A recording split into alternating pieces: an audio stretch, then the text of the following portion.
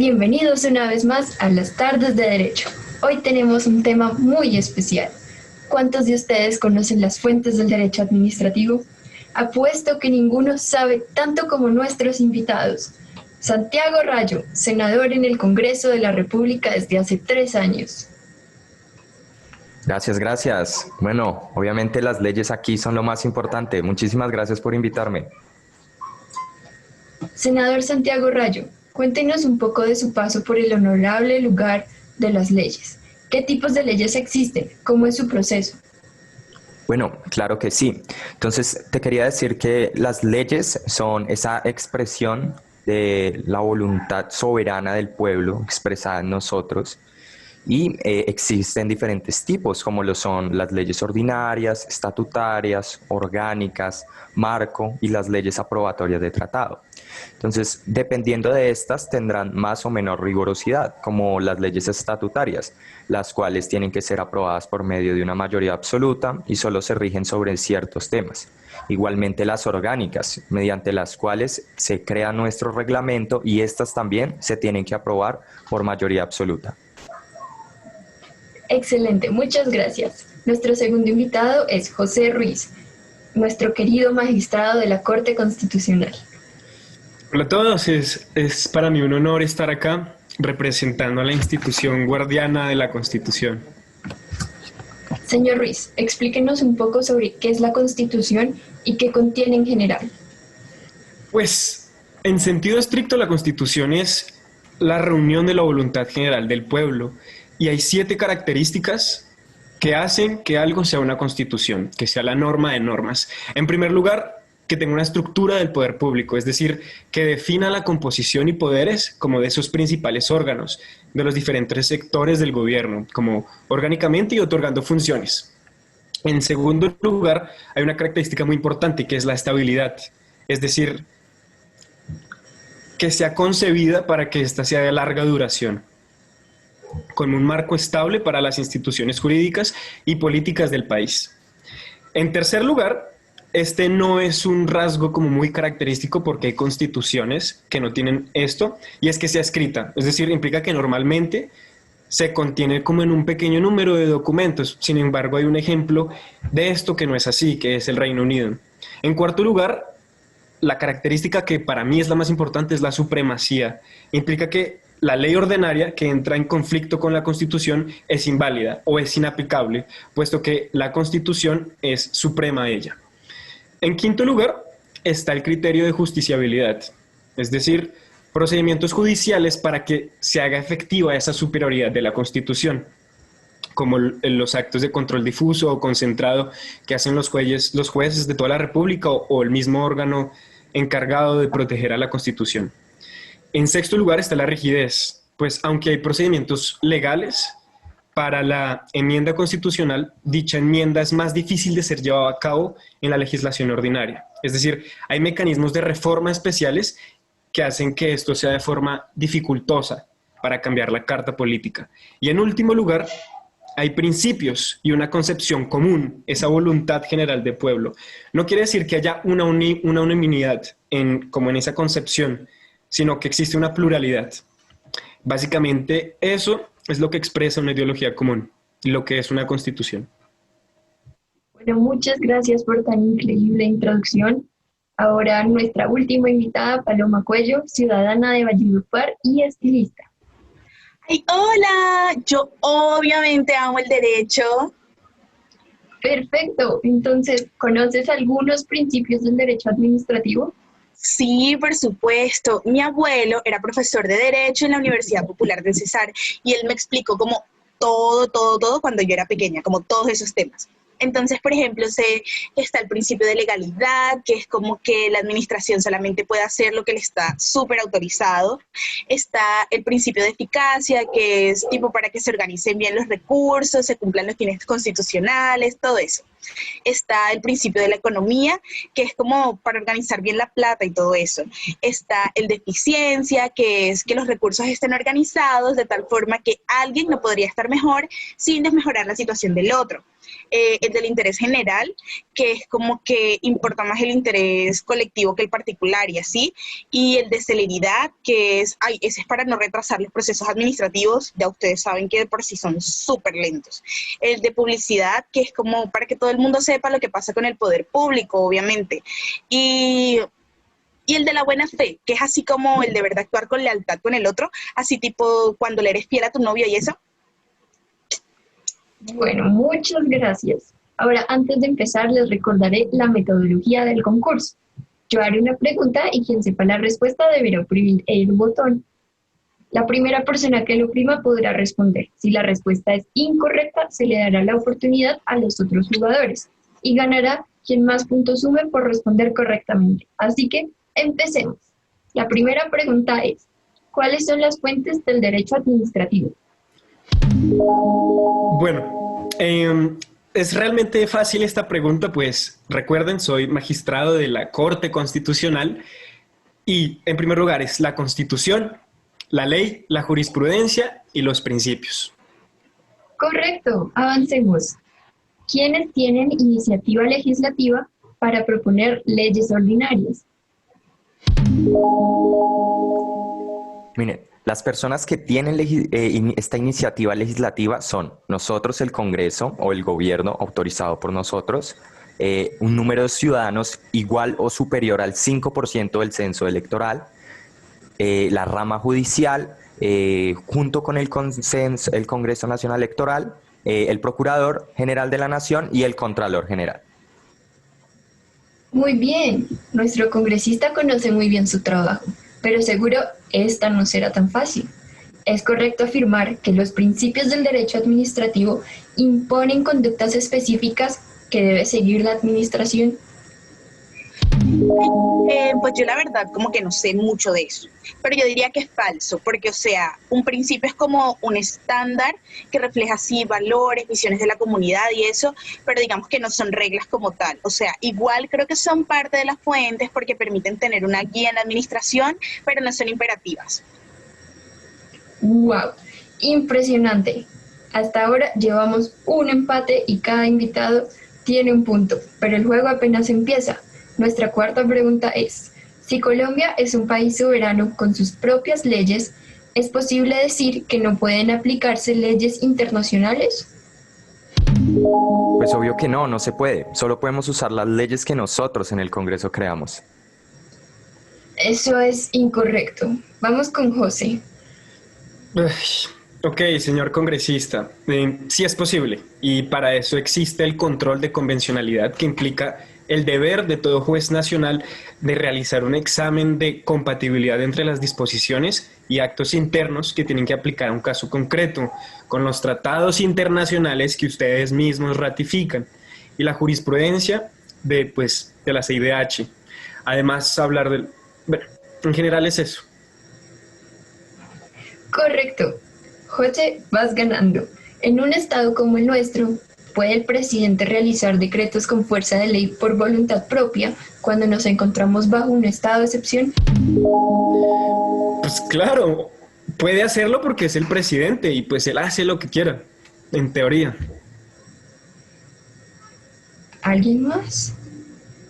Bueno, en vista de que nadie más oprimió el botón y que la respuesta es incorrecta, pasaré a aclararla. Para que el presidente pueda realizar decretos con fuerza de ley, estas facultades tienen que ser pedidas por el gobierno al Congreso y su aprobación requerirá mayoría absoluta de los miembros de una y otra cámara.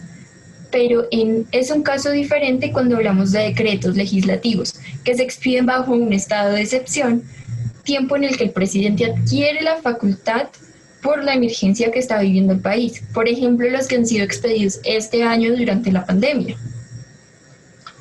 Pero bueno, pasemos a la siguiente pregunta. ¿Qué estados de excepción presenta nuestra Constitución? Bueno, son 3 tipos. El primero es ese estado de guerra exterior, en donde, no hay tiempo, porque es ridículo que el presidente fije un tiempo para una guerra que no sabe cuánta va a ser la duración. En segundo lugar, hay un estado de conmoción interior, en donde puede que por conflictos dentro del mismo país, pues se genere un estado de conmoción interior en el que lleve a una obligación al presidente a decretar ese estado de excepción. Y por último, es esa emergencia económica, social, ecológica, en donde pues obviamente tiene que haber un tiempo determinado. Nuestra carta política pues dice el tiempo que debe durar esto, y en general es eso. Muy bien, tu respuesta es correcta. Ahora, ¿qué control se ejerce sobre estos decretos legislativos que expide el Ejecutivo en estados de excepción? Vale, entonces estos controles, el primero de todos es el control político, el cual realizamos nosotros, los mismos congresistas. Aparte de ese, se requiere un control de la comunidad internacional, el cual se le envía este decreto al secretario general de la ONU o de la OEA para que lo revise. Muy bien, sin embargo es incompleta tu respuesta, pues falta el más importante, el control judicial ejercido por la Corte Constitucional. Este consta de un control formal compuesto de la firma de todos los ministros y el presidente, la motivación de este, la duración y, por último, la territorialidad. Es decir, si se aplicará de forma nacional o territorial a un sector específico de la población. Pero sigamos. Discúlpame, lo que pasa es que yo creo que estás equivocada. Te falta también el control material respecto a esta clase de decretos. No, hey, hola, sí, chica estilista. No, la querida presentadora está en lo correcto. No hay otro tipo de control. No, señor, falta el control material. Acuérdese, ese es el que busca establecer si las medidas adoptadas tienen como relación con las causas que generaron la declaratoria, y se debe hacer una conexidad material que es evaluada interna y externamente. Es cierto, querida Paloma, tienes razón, y después de tan brillante intervención, continuemos. El hecho de que una constitución sea estable y escrita significa que deberá ser siempre la misma y que si algo no está escrito, entonces no hace parte de la constitución. Obvio que esto no es así. Si bien las constituciones están concebidas para tener una larga duración, las mismas tienen que adaptarse a esta evolución o a estos cambios que se presentan en la sociedad. Esto se realiza a través de mecanismos de reforma. A pesar de que se busca preservar esta estabilidad y continuidad de la misma. Muy bien, pero tu respuesta es incompleta. Paloma, ¿tienes algo para decir? Disculpa, Paloma, tienes el micrófono apagado, te invito a prenderlo. Ay, lo siento. Bueno, les estaba diciendo que yo sí sé. Lo que pasa es que una constitución no siempre tiene que ser escrita, porque digamos que puede componerse de costumbres y de hábitos que se convierten así en fundacionales, tipo en Inglaterra, o eso he visto así como en las noticias y eso, tipo que no tienen una constitución escrita como la nuestra, pero igual tienen una constitución y tienen normas básicas y todo eso. Perfecto. Esto nos deja con un punto dividido entre Paloma y Santiago. Y los puntajes van así. José va ganando con 3 puntos y Santiago y Paloma van empatados con 2,5 puntos cada uno. Vamos a ver si la siguiente pregunta nos genera un desempate. Al ser la ley una creación del Congreso, podemos afirmar que para su materialización no requiere desarrollo alguno por parte de otro tipo de normas. Esto es falso, pues estas requieren cierta reglamentación por parte de los decretos ordinarios. Correcto. Ahora bien, una de las fuentes del derecho administrativo es la jurisprudencia. Pero, ¿cuál es el tipo de jurisprudencia que deriva directamente de la interpretación constitucional? Pues bueno, recuerden, soy magistrado de la máxima corte de este país, y pues gracias a mi trabajo y sin fin de especializaciones que tengo, puedo asegurar que son las sentencias de constitucionalidad, que además de todo, además de que yo he hecho un par de estas, pues consolidan precedente judicial preferente, obligatorio y vinculante. Wow, parece que nuestros invitados se pusieron las pilas. Ahora, vamos a ver si pueden con esta. ¿Cuál es la nota distintiva que identifica a la Constitución como constitutiva? Bueno, yo diría que es la estructura del poder público porque es la que define como la composición, los poderes principales de los principales órganos de los diferentes sectores del gobierno, incluyendo así las diversas ramas del poder público, los órganos independientes y de control, como todo eso. O sea, obviamente me acuerdo porque todo eso lo vi en el colegio. Uy, un profesor súper duro, no se imaginan. Wow, bueno, qué bueno que hayas aprendido. Esta ronda estuvo increíble y nos deja con los puntos así. José tiene 4 puntos y Santiago y Paloma tienen 3,5 cada uno. Pero parece que todo está muy fácil, pero veamos. ¿Qué jurisdicción es la competente para llevar el proceso de control de legalidad de los decretos o actos administrativos que dan desarrollo a decretos legislativos? La Corte Constitucional, porque recuerden, somos el máximo tribunal de este país, ¿ok? ¿Qué? No, no puedo creerlo. Yo estoy segurísima de que eso lo vi en mi pre-ICFES y es obvio que es la jurisdicción de lo contencioso administrativo. Es más, hasta me acuerdo que el órgano encargado de este control es el tribunal administrativo correspondiente al lugar en donde se expiden, en caso de ser entidades territoriales. Y es el Consejo de Estado cuando se trata de una autoridad nacional. O sea... Impresionante, eso es correcto, Paloma, ganaste el punto. Pero esto no se queda así. Estos decretos tienen un control constitucional inmediato pero posterior. ¿Falso o verdadero? Falso. Tienen un control de legalidad inmediato, es decir, es automático pero posterior. Correcto, José, te reivindicaste. Cuando la autoridad competente que expide estos decretos legislativos no los remite a la autoridad judicial indicada, se exime inmediatamente del control de legalidad. ¿Falso o verdadero? Esto es falso, ya que en caso de no ser remitidos, pasadas las 48 horas después de su expedición, la autoridad judicial indicada aprenderá de oficio su conocimiento. Correcto, y gracias por la aclaración. Siguiente pregunta. Estos decretos pueden desarrollar materias distintas a las establecidas en el decreto legislativo. ¿Falso o verdadero? Bueno, es falso porque están destinados a desarrollar las materias que exponga el decreto legislativo en función de la entidad territorial que lo expida o pues el gobierno nacional, si le toca. Súper bien. Ahora, ¿por cuáles motivos el presidente puede realizar una objeción sobre una ley ordinaria y qué significa cada objeción? Esa yo me la sé porque esa es de mi trabajo y la vivo a diario. El primero es por motivos de conveniencia y la segunda es por motivos de constitucionalidad. Los de conveniencia se objetan porque no es lo más adecuado para el país, puede ser en el caso la economía, en cuyo caso esta ley se devolverá para la revisión del Congreso y para que el presidente vuelva a aprobarla para que sea firmada. Si el presidente se niega, la podrá firmar el presidente del Congreso. Mientras que en el de constitucionalidad son porque el presidente considera que estas van en contra de la Carta Magna. Entonces estas se volverán a el debate en las cámaras. Si se aprueba, pasará a la Corte Constitucional para su control automático, previo e integral. Bueno, genial. Esa respuesta fue tan completa que se ganó el punto completo, lo que significa que Rayo y Paloma están empatados con 5,5 puntos, mientras José tiene 5. Esto está muy reñido. Vamos a pasar a la siguiente ronda y vamos a hablar sobre los decretos reglamentarios u ordinarios. ¿Deben encontrar sustento solo en la ley?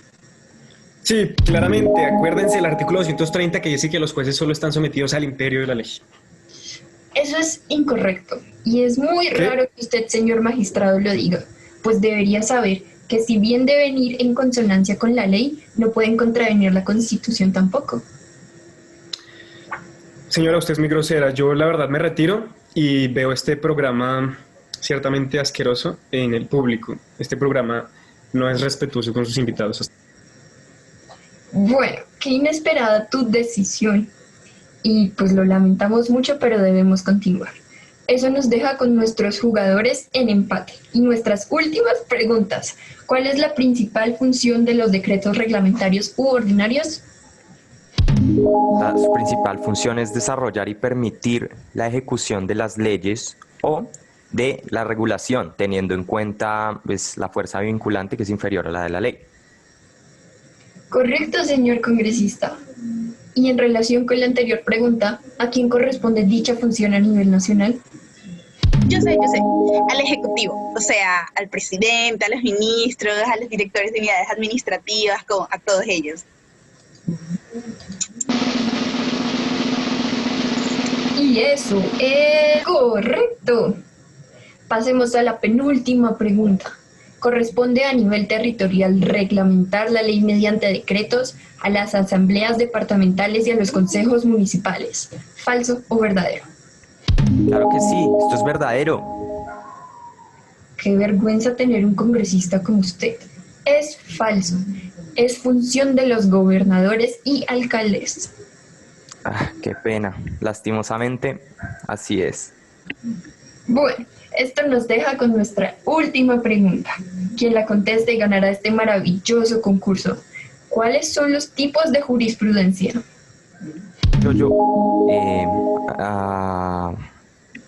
Se me olvidó cuáles eran. Se ha terminado el tiempo para que contestes. Paloma, si contestas esta pregunta, serás la ganadora. Sí, yo me sé esto súper bien porque pues mi novio es abogado, ¿no? Entonces él me explica como todas estas cosas. Entonces, bueno, primero tenemos la jurisprudencia internacional o convencional integrada al ordenamiento interno a través del bloque de constitucionalidad, ¿no? En segundo lugar, tenemos las sentencias de constitucionalidad, que se vuelven como fuente primaria porque son así el parámetro interpretativo de la Constitución y todo eso. Y también me acuerdo que esas consolidan precedente judicial y se vuelve preferente, obligatorio y vinculante, ¿no? En tercer lugar, tenemos las sentencias de unificación de lo contencioso administrativo. Entonces, estas son por razones de importancia jurídica, trascendencia económica y social, ¿no? Entonces, el Consejo de Estado puede proferir esta clase de sentencias así de unificación, tipo para unir todas, que se vuelve precedente vinculante y preferente sobre cualquier otra decisión que se haya tomado en esta materia. Obviamente tiene que ser bajo las mismas circunstancias de hecho y de derecho, ¿no? Y pues, ya, creo que esas son todas. Bueno, excelente respuesta. Muchas gracias a todos nuestros invitados por participar. Lamentamos los inconvenientes.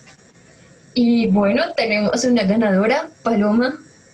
Felicitaciones. Esto solo nos enseña que a veces observar es suficiente para comprender nuestro sistema y con un poquito de paciencia tal vez podamos ganar. Muchas gracias y nos vemos la próxima semana con más Tardes de Derecho. ¡Gracias!